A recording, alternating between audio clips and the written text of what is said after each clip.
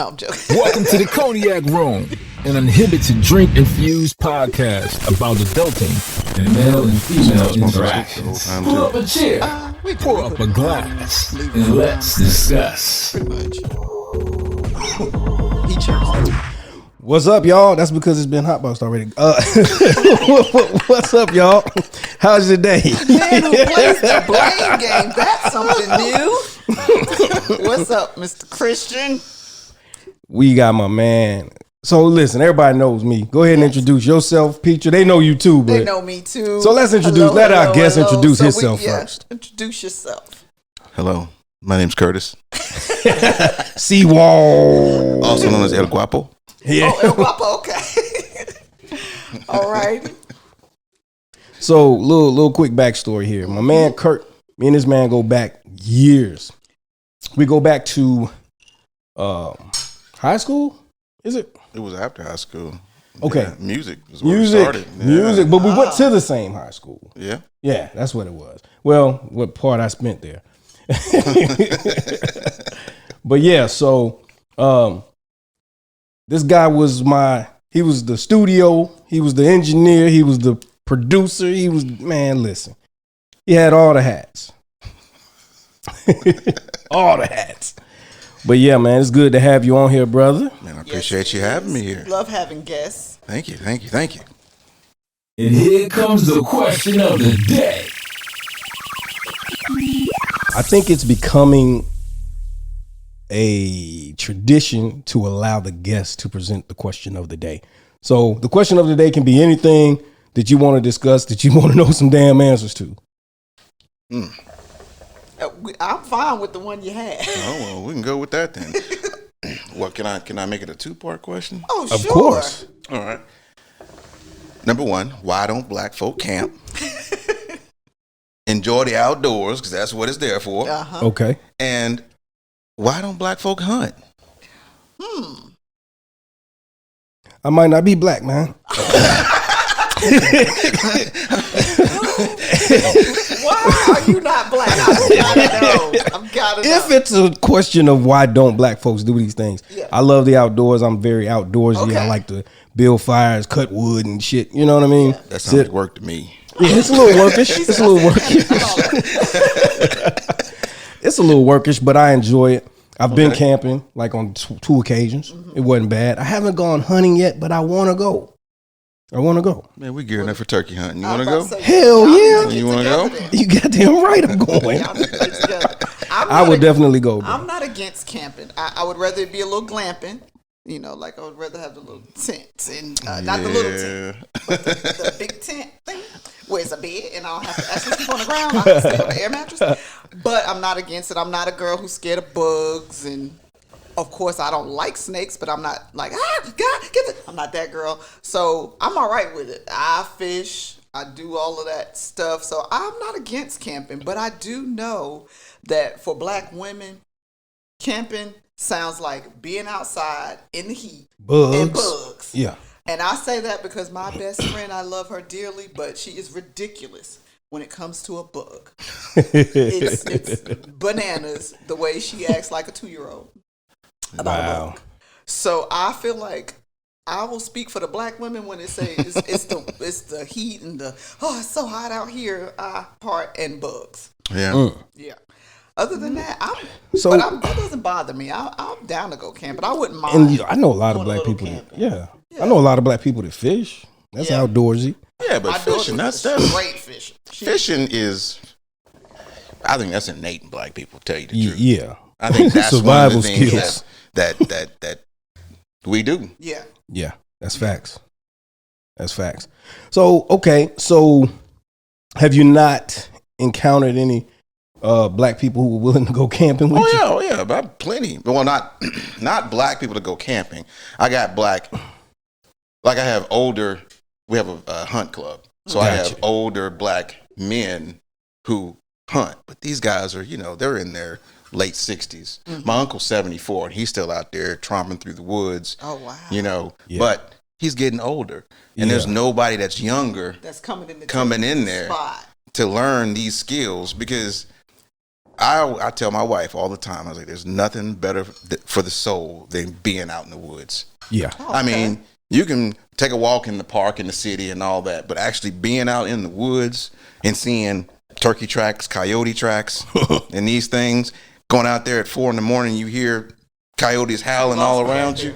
Damn, son, where'd you find this? What's that? 4 a.m. I don't want to do nothing that don't require the bed at 4 a.m. People get up for 4 a.m. for money. Yeah, that's right. Oh, okay. So why not for leisure? Yeah, I get it though. But yeah, not the 4. That's what's gonna bother me about this part. But you got me at the 7. I'll come at 7. But not the 4. But other than that, I'm like, that's cool. Yeah. And you really don't find many people who are talking about going camping and hunting and things like that. I will say that my daughter, her boyfriend is that guy. He is a hunter and a shooter, likes to go out in the woods and things of that nature. Very pickup truckish. That's me. But she told me as a child that she wanted a country boy. She wanted a boy with a beard and a pickup truck and fatigue and whatever. It's exactly what she got. Got her one. She got it. Yeah. Okay. All right, but yeah, I mean, I think that part of the reason that it doesn't happen is I'm about to say Greek. I think that part of the reason that it doesn't happen as much is because, a lot of times us as black people, we scared of things, man. You know what I'm saying? And certain we don't things. Play with shit that we certain things. Of. I don't know. I just feel like we're afraid of things to a degree. Like, motherfuckers will stand outside with gunshots and not necessarily run if the gunshots aren't too close. Speaking about myself. But then, at night, hear some fucking hyena or wolves howling, laughing, whatever, crying. And, we get a little unnerved and like, man, let's pack up and get the fuck out of here. We don't play with stuff we're scared of and noises and we don't see. If you can't see the shit. That's you can know what the fuck it is. Yeah, but I don't see it. But if you can't see it, you're like, it might as well be a ghost. Like a lot of black people, it could be. It might as well be something supernatural, and we don't play about that. First of all, we die first in horror movies, so we not about to be out there with all black cast. That means we all going down. Everybody. So, yeah, we don't really play with that too much. From the lightest to the darkest. Yeah. No, darkest to lightest. I'm sorry. House niggas look. No, we gonna push y'all out there. Go see. Stevens. Yeah. All right, so, but why do you think it is? To answer your own question, why do you think it is? Just wasn't grown up that way. I mean, for my parents' generation, there was a lot of other things they were focused on other than hunting and fishing. They were just trying to survive. Yeah. And when you were in that survival mentality, it's hard to get out of that. Yeah. It's hard to get out. Even when you out of it, you still trying to survive. I mean, and it's just ingrained. Yeah. It's ingrained. We call it, I think I was in the TD Jakes. My wife turned me on to it, and he was talking about the, it was a curse. When you know what I'm talking about, where the generational curses. Generational curses? Yes, definitely. Yes, definitely. that just because your mama did it and your mama did it, now you gonna do it. We don't have to do it. That's right. That's right. Yeah. But I think we're the generation that's breaking that with our children, and they will break it for sure. But it definitely was ingrained in us to survive more so than to live. That's right. I ain't never beat my kids with an extension cord. Me either. But I got beat with one. Yes. Yes. So I didn't get the extension cord, but god damn it. Everything else in the house came back.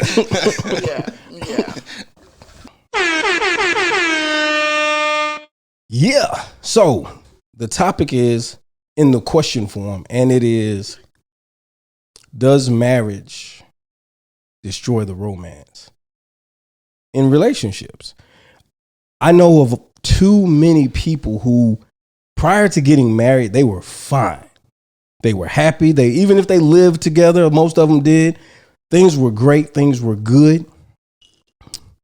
And then they got married, and maybe a year or two later, it was a thing. So people are quick to say marriage kills the romance. Let's not do that. Now, we all won't agree. And that's fine. We don't have to agree with that, or to agree that it does kill the romance, or to agree that it doesn't. But it's a question that's posed that an actual listener posed. And I was like, it's a hell of a topic. True. And it's cool that we have Mr. Curt here today, because Curt has been married for a very long time. You wish to share? Yeah. I forgot the math. Don't even worry about it, sweetheart. Just a long time. Since the 90s. Since the 90s. 25 I've been years. with her. And it's been up and down, up and down, up and down. But we're here today, better than we were yesterday and the day before. So That's I'm what happy matters. to be here. And I thank God. I thank God for her, because if it wasn't for her, I wouldn't be sitting here with y'all right That's now. what I like to hear, bro. Man, That's what I like to hear. No telling where I'd be. Wouldn't be here. I can tell you that. Buck wild. But yeah, I mean, we've been through everything you can think of. You know, we've been through infidelity. We've been through on both parts or just one? Well, mostly. Well, one. One. I feel like you're guilty. One. Sir. Oh yeah, I'm guilty. I'll put it out there. Okay, Yeah, okay. I'm. It's done. It happened. Yeah, and that was a while ago. Mm-hmm. But I matured a lot, and like I said, if it wasn't for her, none of this would have happened. Got you. Do you feel like marriage made you better as a person in general? Right now? Yes. Yeah. Yes, definitely. Definitely made me a better person.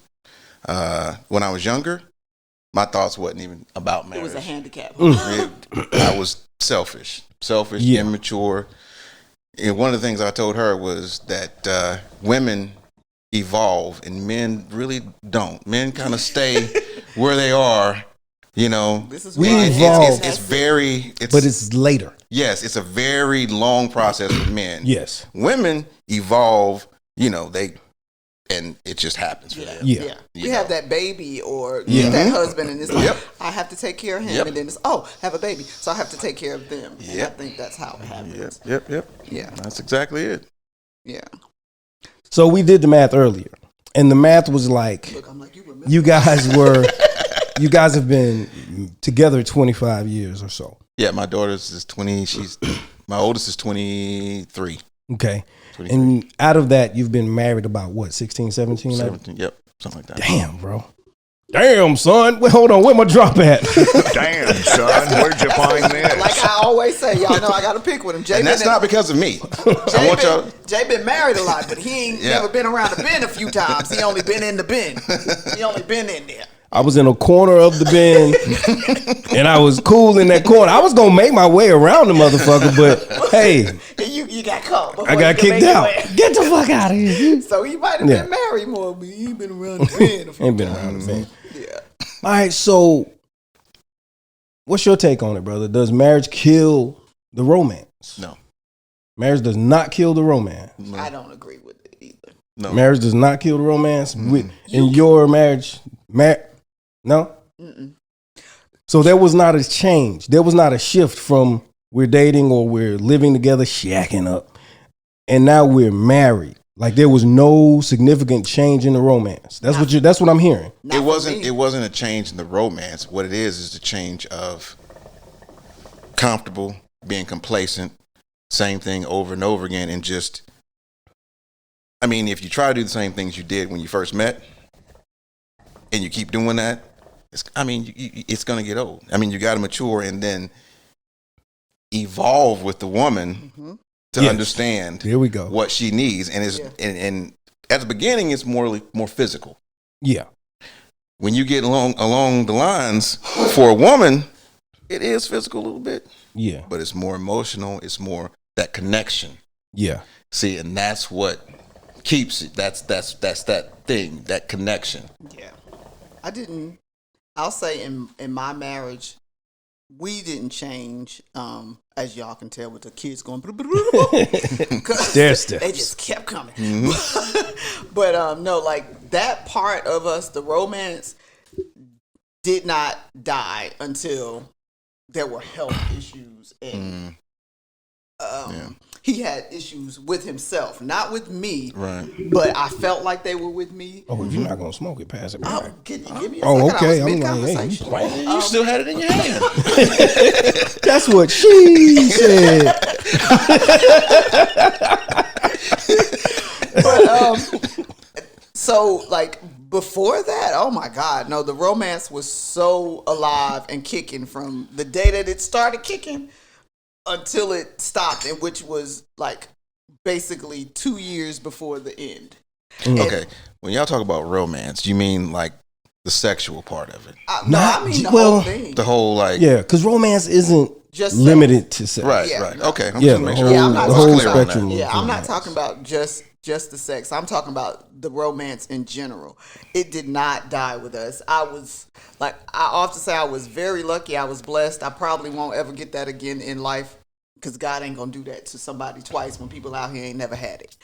So I can say that it did not die. It stayed. We were both very very persistent in making sure that it didn't die. Mm-hmm. Like there was a little bit of an age difference between us, so I think that was a thing where we both had to feel like we had that to helped. stay on. I got to stay on your level, but you stay on my level, kind of thing. And we weren't the people to let the kids get in the way of our romance. You know, a lot of people are like, real good. the kids come and they're like, oh, we can't because of the kids. Oh, we can't. And I'm like, what the fuck them kids? Like, in a way, I don't mean that in general. Right. But no, them kids ain't gonna come before me loving you and you showing me love. Oh, like yeah. they That's should big. not. I don't agree with that when people are the kids in the bed and you can't put it out. If you don't We ain't put doing that that. goddamn kid out the bed, I ain't doing.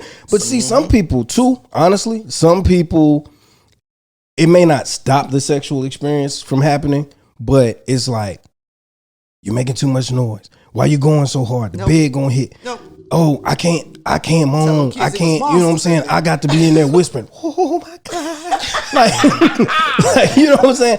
And monsters so in there. it does affect it, and it affects it so much when it goes for such a long period of time. Right. Yeah. That even when the kids aren't home, you find yourself still behaving as though they were. Yeah. Now, that was me speaking from my point of view.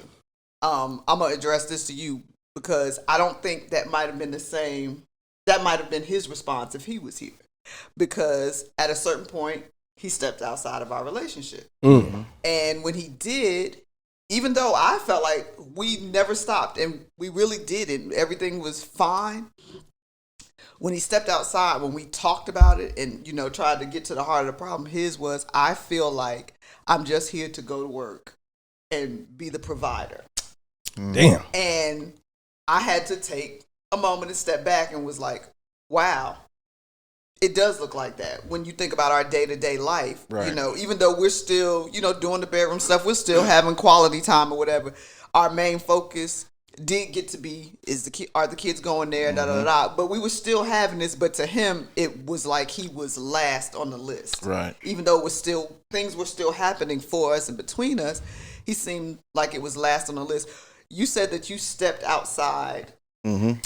What made you do that besides selfishness and being immature? That was basically the only thing. There was nothing. No, I mean she's perfect. I mean, Wait a minute. took care of the kids. I mean, would do anything for me, bend over backwards. It was just me and my selfish head. I wasn't ready at the beginning to get married. I didn't understand what that meant. I was young. Yeah. So Did it took you? me a long time to come to terms with the faults that I have and all the things that go on inside of me, and to reconcile with those things so that I can be better. Yeah, self-reflection is a right. beast. Yes. When you Yes. look at yourself, and Yes. Man, And that's me. one of the hardest things to do. It's hard Hardest. Man. because you have to get real with yourself. Yeah. Especially when you hurt people you love and you got to see them Yeah. every day. Yeah. Yeah, that shit is oof, bruh. Yeah. But when you do it and you apologize and you work that out between yourself and them, oh man, that's the greatest thing in the Yeah, world. healing and growth. Yeah. Are Did beautiful. you feel like once everything had passed and you guys talked it out and you worked through it and you started focusing on each other and whatever needed to take place in your marriage, that your marriage got better? It got better. Oh, I didn't but think he. the thing about My bad. I apologize. the thing about that is it got better, but because it went on for as long as it did, it's like now I've turned it into a curse. So anytime anything happens, it's very difficult for me to explain to her that I'm not like that anymore. Mm-hmm. You know, because that's like the first thought that pops up, and that's even with my kids. It's like, you know, they would be still kind of reserved because I wasn't nice. Mm-hmm. So, you know, trying to connect with them is kind of hard. Yeah, because again, they're not used to you being who you are now. So it did get better, and it is better. Yeah, but you still have little remnants out there floating around, and every now and then they'll pop their head up. Absolutely. Yeah. So. Because women, we we fine. Y'all don't forget shit. Everything's good. Mm-hmm. But you do something, we're like, you remember that? That's exactly why I don't trust you no more. Because that one thing, and it's been 30 fucking years. Yeah, I just left the dishwasher running, whatever. And it's like, no, it's all going back to this. Yep, I told my wife. The last time you left the dishwasher running, it was because you were trying to go to Shaquita's house. You was rushing out of here or whatever, you know. You know, it took a friend coming to tell me after that happened. And coming to talk to me, and we were talking about it, and she was a childhood friend, and she knew me very well. She didn't know him as well, and she asked me what happened, and I told her and everything, and she was like, and so y'all are going to stay together? You good? And you're working on it? I was like, yeah. And she was like, then I'm going to need you to let it go. She said, I'm going to need you to stop bringing it up to this man every 5 minutes. If you have said that you're staying and you're working on your marriage, then work on your marriage and stop going over what happened. And I was like, bitch, was this woman married? Was she married? She was not married. Had she been married? No. God damn. No.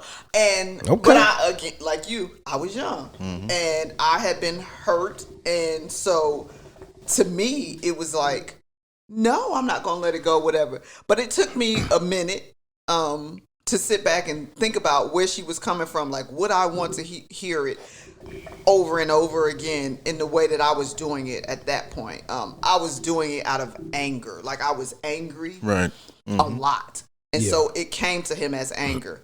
Now, in the future, it came to him as jokes. And I realized but you still didn't let that shit go. I did let it go. I didn't talk about it. I call that jabs. Those are jabs, and they come from a place of hurt still yet. But they weren't angry. They were like, leave it alone.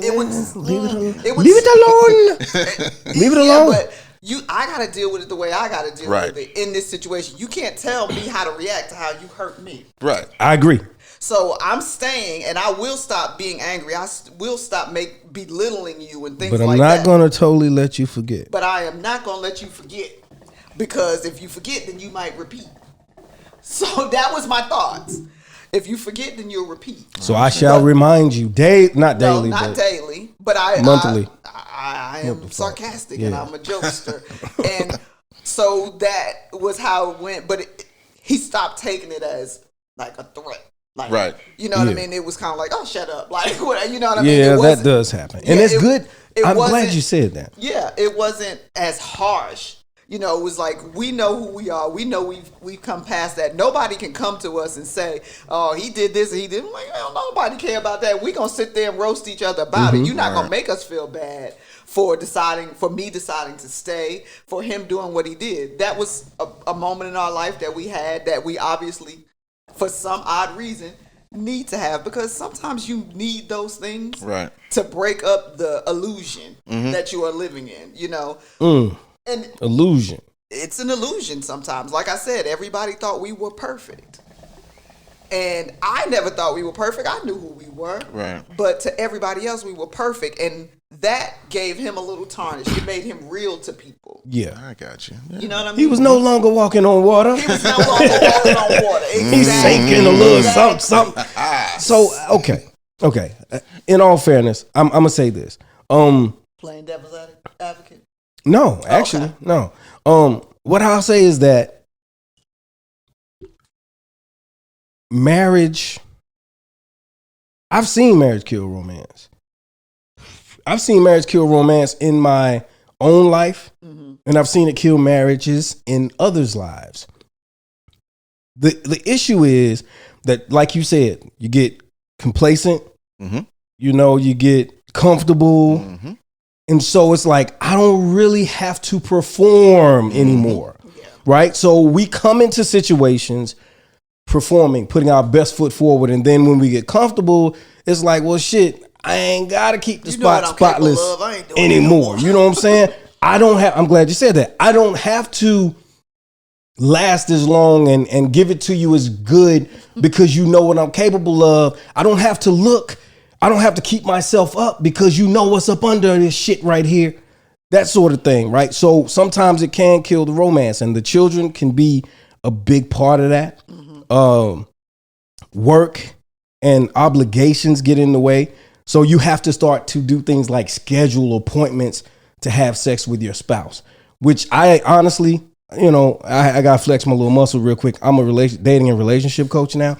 So in my opinion, certified, but in my opinion, I feel like that a lot of people say, yeah, take time out and schedule it and blah, blah, blah. And so here's the thing. If that's the only way you can get it, then yes, training wheels on the bike. You know what I'm saying? But it shouldn't have to be that way.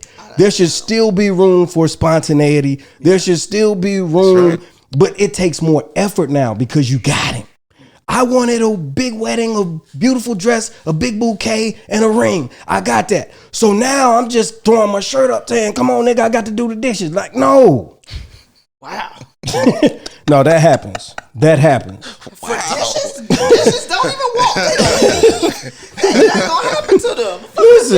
Listen, but then you got dudes that's like, all right, girl, go on and suck it because I got to go out here and watch this grass grow. Watch the grass grow. So I want this, but I got to go. Like, I just want to go outside. But I'm just saying. Yeah, like, woo. Obviously, those are jokes, but sometimes it's stuff that's maybe important to one party, but not important to the other. You want to hang out with your siblings, and he trying to goddamn get the boogie back. You know what I'm saying? Yeah. So it's and it's kind of like balance. I mean, you can't be selfish, you can't be overbearing, but at the end of the day, you do have to understand that hey, yes, we're married, but we have our own separate lives, and we have things outside of each other that bring fulfillment, and that's okay. But here's the problem. Here's where the problem comes in. I was about to say something. Here's where the problem comes in. No, here's where the problem comes in. What happens is, at one point, you may have been this person's everything. Mm-hmm. So all their time was spent with you. Everything in their life revolved around you. And they wanted you to be privy to and a part of everything that they do, right? And then you get married and you get comfortable and you get settled and you kind of get like I don't really need to be up under you a lot, nigga. Like you farted last night. I'm still not over that shit. You know what I'm saying? It hit me in the throat. Exactly. So it's like, well, I want to spend some time with my friends today. Mm-hmm.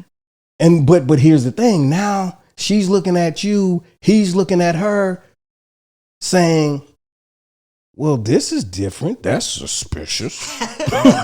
You know what I'm saying? So, and if there has been any history of anything, an infidelity, by definition, is, in my opinion, greater than just a sexual experience with someone outside of your relationship. No. It is. Emotional cheating is still fucking cheating. I get it, but I don't care. A one night stand. Oh my God, you fuck somebody? Listen, a one night stand is bad if you're in a marriage. It's horrible. Oh, I see where you're going. It's horrible. I see where you're going. I don't like it. I'm mad. I'm a woman. I'm pissed. I'm crying. You gave it to some stranger. You ain't even gonna see her again. You didn't know her last name. Da da da da. I see where you're going. Pissed. Yeah. But agreed. You had an affair with Becky for a year and a half. You bought her baby's birthday gifts and shit. About that one you took money out of this house for this bitch? Exactly. You took her to dinner. That's a problem. The one night stand, I'm not saying, you can have whatever. He told me he loved me. That's the worst thing that a woman could ever fucking, that anybody could hear. An affair, honestly, can tear down the strongest home. A cheat is just like, a random. I got drunk. I fucked her. Yeah, I don't want to. And it's like, but there's nothing to be made light of. It's not to be made light of. But in comparison, a cheat can bring down an affair can bring down the strongest foundation. It is worse because it is physical, it is emotional. You know her friends, she know your friends. Yep. If she knows about you, if she doesn't know about you, like no matter what, you have given her a piece of you.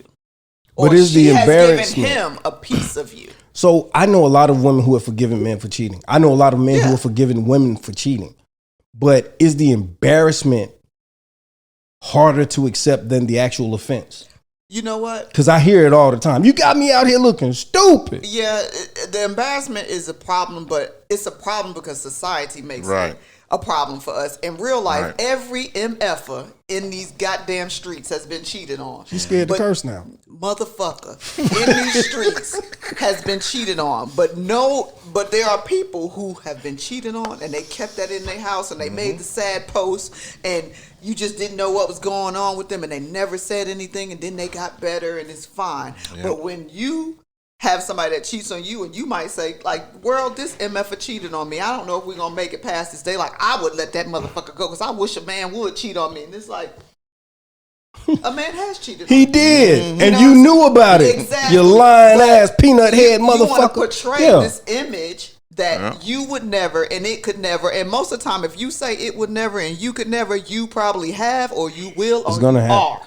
It's gonna happen. Period. Point. Did you all see this recent clip? Not Curt, because he don't do social media like that. Which I will attribute what I'm about to go. I'm going to attribute that to your success in your marriage, because social media has destroyed a lot of marriages. Not just because options are plentiful and temptation is great, but because it's one less distraction, which is a big fucking distraction in this day and time. Yeah, like. You could be on TikTok all fucking day, but because you're addicted to TikTok and not the D anymore, now we got a problem. It's 8:55. You've been here for 2 fucking hours. You've been on TikTok the entire fucking time. And you don't even realize it. And I want my dicks up. I mean, y'all lost me on TikTok. Do you even know what TikTok is? I think. Is that the... It's the one where they do the little dances and they act out stuff, but it's a whole lot of other stuff or whatever, but...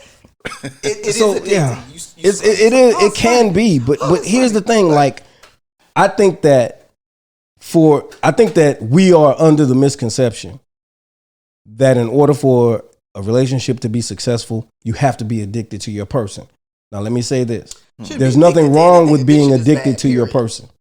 In my opinion, there's nothing wrong with being addicted to your person. But addiction is bad, period. Addiction is bad. Yeah, well, that's Kanye West. Is that not codependency? But it is codependency. Well, but here's the thing. Here's the thing. Addiction like I'm addicted to podcasting, but I do not allow podcasting to keep me from my fucking responsibilities.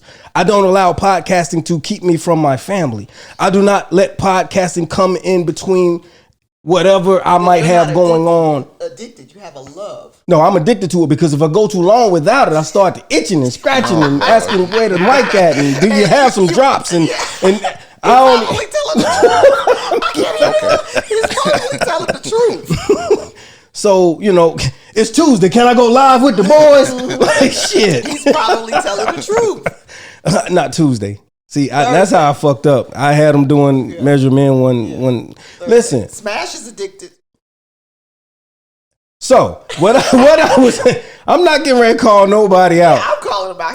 He's addicted. But so it's more about discipline than anything. So here's the thing: in all relationships, I'm about to drop a major jewel here, people. All right. In all relationships, we'll tell them what this discipline or the lack thereof will always be the defining factor. Now, there's only 2 things I say. The success or failure of a relationship is determined in the selection process. That is true.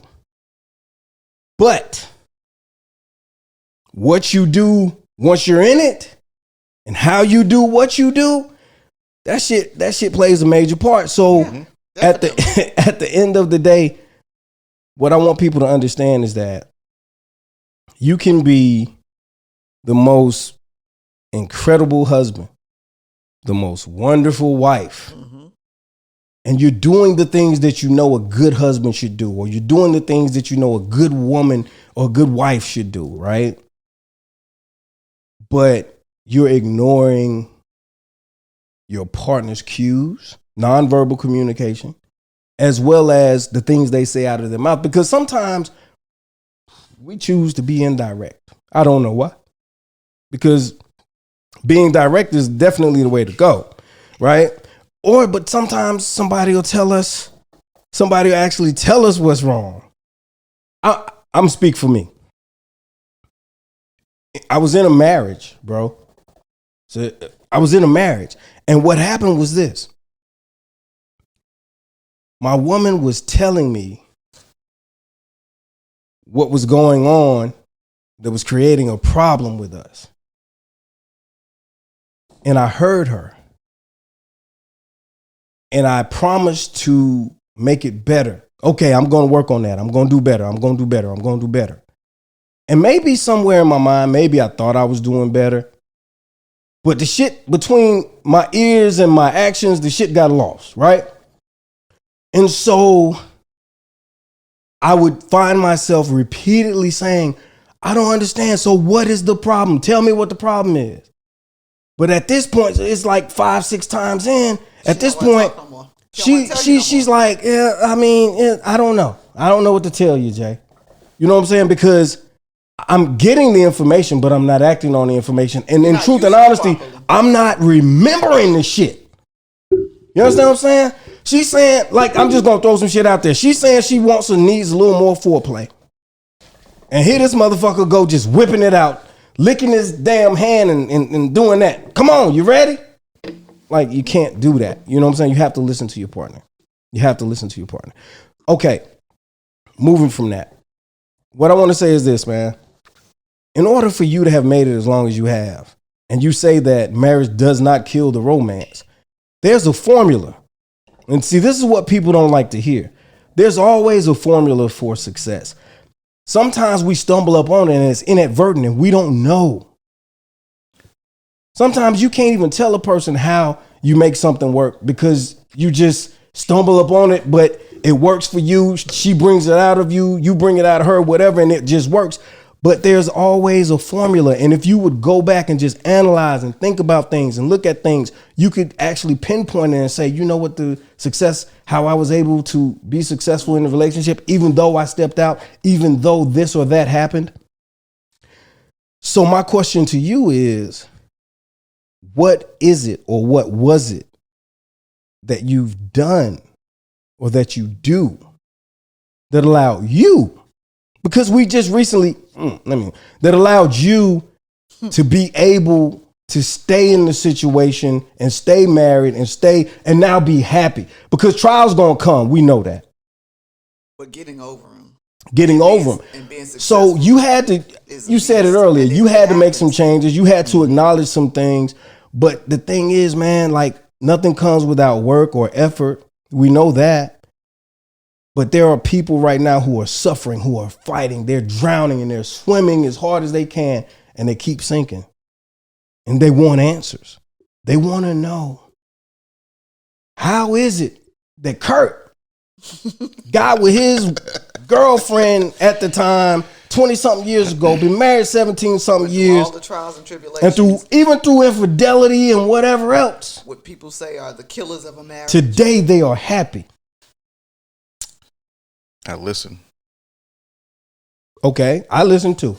But you didn't really listen. When I did. I heard her. When I say I heard her. Yeah. A lot of times, I'll come home from work. I'm listening. And let's say I had a bad day at work.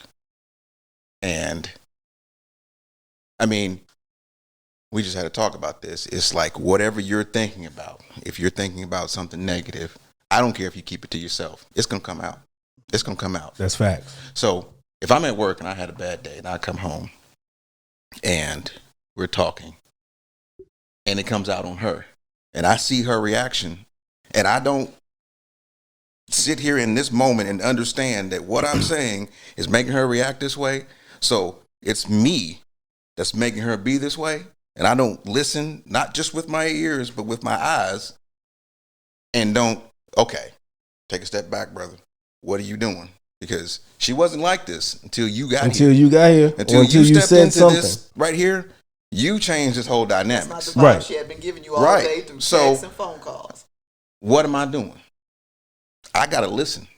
That's listening right there. You can listen with your eyes as well as your. That's why your whole body. When I get home, I take 15, 20 minutes to myself. I usually work out after I take that 15, 20 minutes. Mm-hmm. Whatever's in me, I try to get it out. Right. So when I go down them stairs, I say, "Hey, baby, how you doing? How was your day?" Well, it was all right. It was just, that's at work and leave it at work. Mm-hmm. You know. Yeah. Can't come home and just jump into a conversation because you can bring most everything women with you. will hit you with the bullshit as soon as you walk in the door.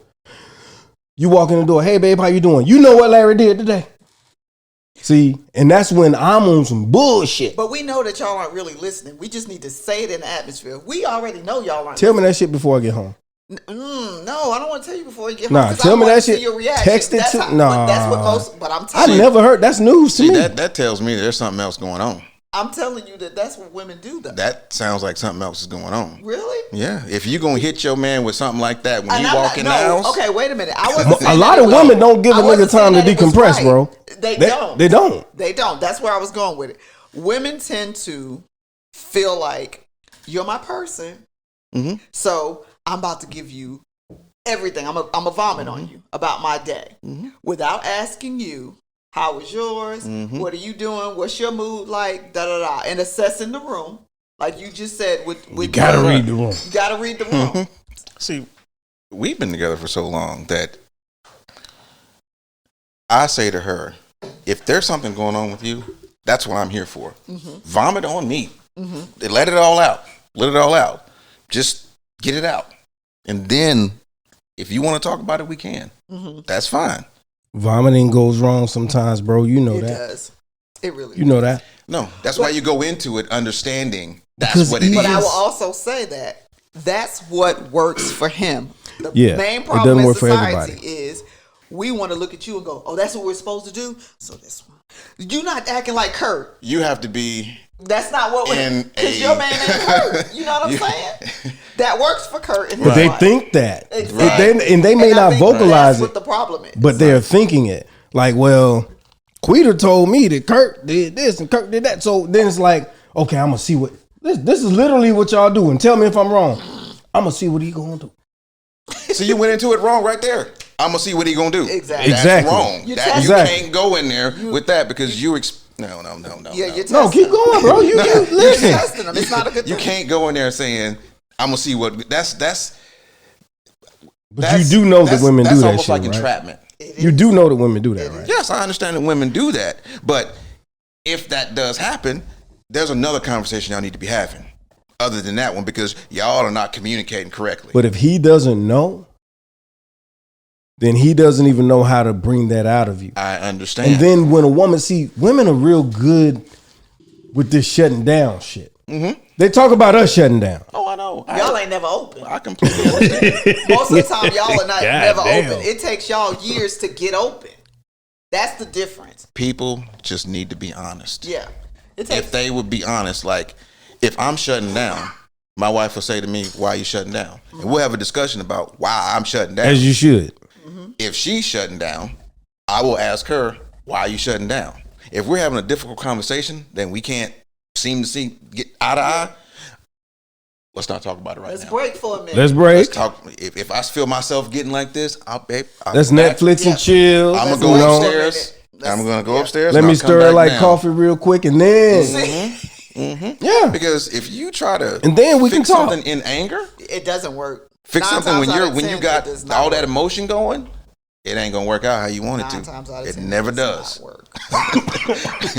and somebody's gonna end up hurt. People don't realize that they say let's talk about it right now. We don't need to let it go, and it's like sometimes you need to walk away. Yep. Sometimes you need to take a minute. Yep. Because when you're talking in anger, that's how people. And this is not right, but that's how people go from talking to fighting. Yep. Mm-hmm. To yelling. It's a snowball effect. But then you have those people who will hear what you just said and say, "I'm on silent treatment the fuck out of him." No, silent treatment isn't. It's abuse. Isn't the answer. It's irresponsible and it is detrimental to relationships. Because I will tell you this. you got about, especially at the where I'm at in my life right now, you got about 3 times to pull that shit on me before I'm in the back seat with Shaquita at the goddamn cookout. All right. Well, in the cookout parking lot. I'm not in the backseat with Shaquita or her brother Davion. But I will say that it has a time limit. You cannot feel like you are, the hell have I got myself into? You cannot feel like you are not going to talk to your partner for an extended amount of time and not think that now whatever the problem was before, that there's not a new problem. That's the worst thing you can do. It's the new problem. There's a time frame. There is something to be said for I need a moment. Yes. Give me some time. No, you should. Give me some time does not mean 2 weeks or 3 days or whatever. Here's the thing. If you say reflect, take a moment, do the inventory, self-reflection, think about what they said that you want to address. It involves so many things. It does not mean go on with your life. That's right. If someone says, okay, I'm going to give you the 2 examples. One example is, you asked me something at 12 on my lunch break when we were having a conversation. You didn't like my answer. It pissed you off. And so you're like, you know what? I'm just not going to talk to his ass because I'm mad and I think I'm going to say something fucked. No, that is I need a moment. Okay. I get it. No, but listen. So then I come home. She's still angry. So she decides, I'm not going to talk. But what you fail to do is say to me, like, dude, listen. I'm still processing the discussion we had earlier, and I'm angry, I'm hurt, I'm upset. I don't want to talk to you right now. So give me some time. Mm-hmm. Now the nigga can go play his game. He can go. Hopefully he's going somewhere to think about what happened. No, he don't have to. Nah, fuck that. Because at the end of the day, he's already processed and he knows by the time he gets home, he's probably ready to try to make peace and apologize because that's who we are. No, but Shawty on some other shit. But what I'm saying, even if not, then maybe he's just ready to go take his shower, get his day off of him and come back. Okay. I can deal with that better than that. Okay, but I'm just saying, playing the game, whatever, he trying to decompress. He trying to get the goddamn monkey off his back. I understand. You feel me? The man been dogging me all goddamn day. That's right. Okay, so he comes back. Boom. You ready to talk about it, babe? Yes, no, maybe, whatever. She gonna have that conversation. Different scenario. I come in the house. Hey, babe, what's up? Hey, I noticed that there was an eviction notice on the goddamn door. Damn. You got any information for me about that? Nothing you say to her can get her to speak to you because she's upset, she's angry, she's hurt. Now listen, she is rightfully angry, upset, and hurt, but she is not actually taking the time to at least say to you, like, I'm willing to have this discussion, just not right now. That one fucking baby ass paragraph could change the entire trajectory of a relationship because at the age I am today, I come home, you ain't talking to me, I'm going to find me a goddamn side bitch. No, from one interaction? No, not really. I mean, but it sounded good coming out. Okay, it sounded good. It sounded good coming out. But no. Shock value like a motherfucker. It's working. Okay. No. Yeah. But what I'm saying is, I'm at this stage in my life. I'm willing to do. I get in trouble for that all the time. I never do it. I'm allowed one. No. I'm allowed one. See, I'm just saying. This. Hold on.